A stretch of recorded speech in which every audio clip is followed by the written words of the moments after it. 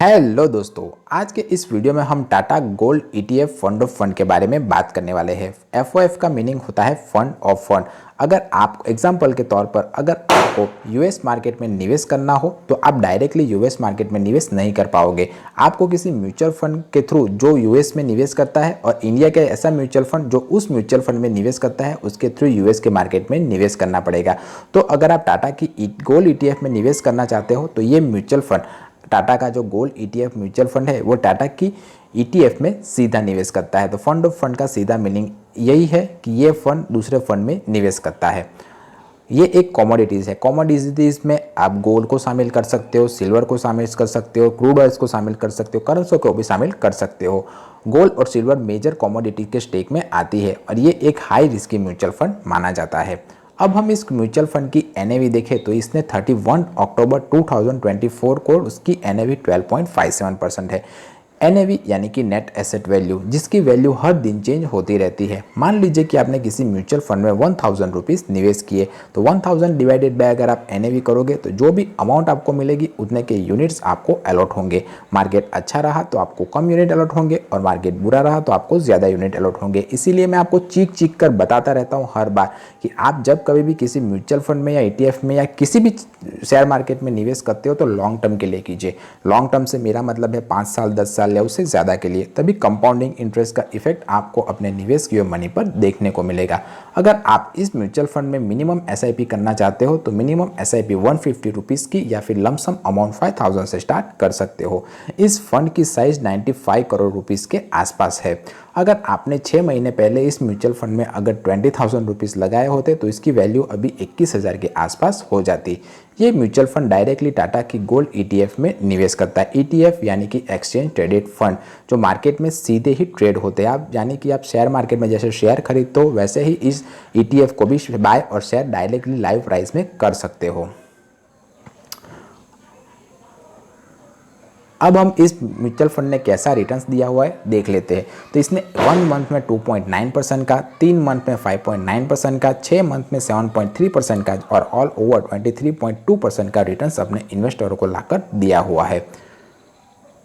इसका expanse ratio 0.19% है। अब जिसे नहीं पता कि एक्सपांस रेशो किसे कहते हैं, तो जो एसेट मैनेजमेंट कंपनियां होती है वो हमारे पैसे को मैनेज करने के लिए हम ही से कुछ फीस चार्ज करती है और उसी फीस को वो एक्सपांस रेशो के तौर पर हमें बताती है।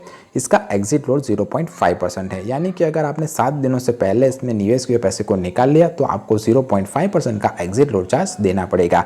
इस पर लगने वाली स्टैम्प ड्यूटी है 0.005%, जो 1 जुलाई 2020 से बदली नहीं है। और आप जिस टैक्स स्लैब में आते हो उस टैक्स स्लैब के हिसाब से आपको इसके ऊपर टैक्स देना पड़ेगा। अब हम देख लेते हैं कि इस ईटीएफ के बारे में लोगों ने क्या क्या क्वेश्चन गूगल पर पूछे हुए हैं। तो सबसे पहला क्वेश्चन है कि इस Tata gold ETF fund of fund is good. तो हाँ, टाटा का गोल्ड ईटीएफ का फंड ऑफ फंड गुड है और ये गोल्ड की जो रेट है उसके आसपास ही आपको रिटर्न लाकर देगा, ऐसा यहाँ पर लिखा हुआ है।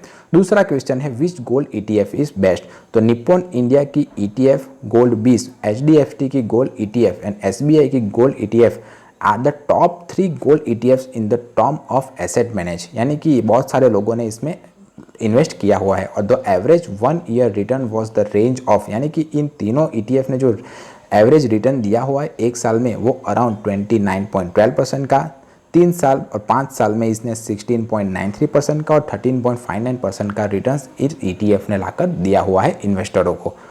इस gold ETF better than gold mutual fund. तो मेरे हिसाब से तो गोल्ड म्यूचुअल फंड में निवेश करने की जगह आप गोल्ड ईटीएफ में निवेश कर सकते हो, ऐसा मेरा मानना है, क्योंकि आप ईटीएफ को इजीली मार्केट में बाय और सेल कर पाओगे।